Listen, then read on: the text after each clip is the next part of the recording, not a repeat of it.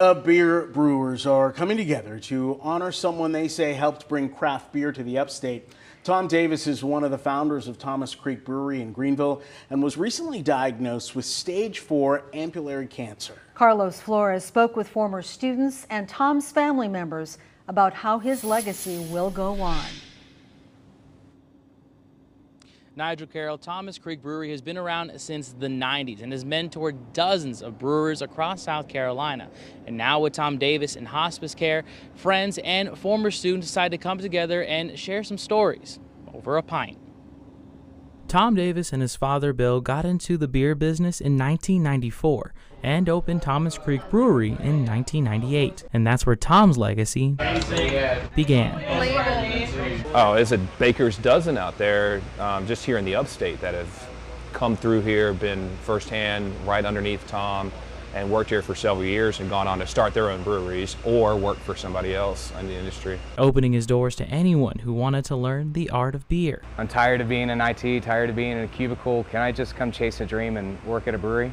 It's like, sure, come on in. And anyone who knows beer in South Carolina knows Tom Davis. He's won medals at the Great American Beer Festival, which should tell everybody he's as good as anybody in the country. Hardest working man in show business, bar none. Tom was diagnosed with stage 4 ampullary cancer in October. It's a tumor that has spread to the small intestine and other organs. It's unfair, but we love him and we're here for him and the whole family.